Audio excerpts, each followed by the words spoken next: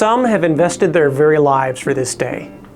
Others have shed their blood for this day. And in many places around the world, citizens still don't have this freedom of speech and of political expression that we enjoy. Consider even the immigration challenge that we have today in America. Even this challenge is evidence that we remain that shining city on a hill that draws people from all over the world. It's our freedom that draws them. And it may be true that nowhere is this freedom of speech more sacred than it is at the ballot box.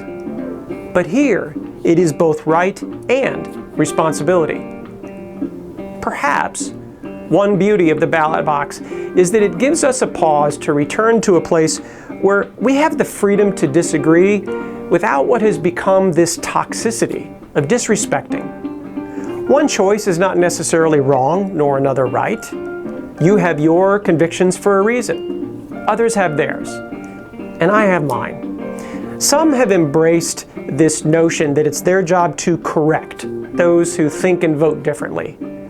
If you think about it, there's an underlying arrogance in that presumption. Because the truth is, none of us can predict the future. We can honor and respect those differences because of the inherent value of honoring and respecting each other. And whether or not this is modeled in Washington is really irrelevant to you and me, because we alone are responsible for our actions.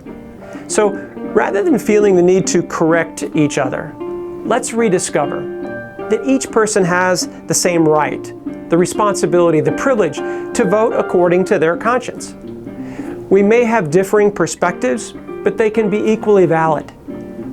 And let us not seek to minimize, to discount, or delegitimize the outcome of the election, no matter how long it may take to know the results.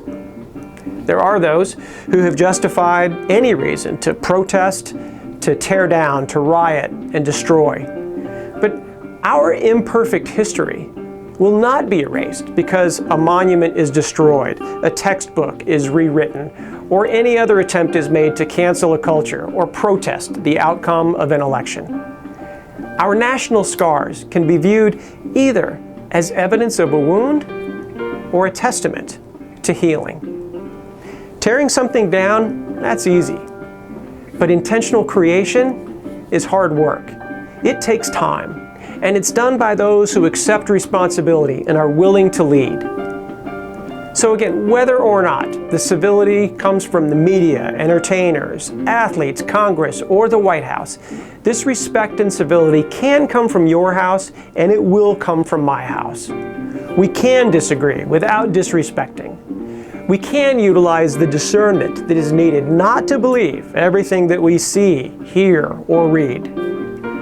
A vote, at the end of the day, may or may not be an endorsement of a person. For some, it's a relative choice between two candidates, two platforms, two approaches, two visions. Diversity is what makes our country great. Remember those who have paid such a price so that you and I could have the freedom that diversity of ideas brings.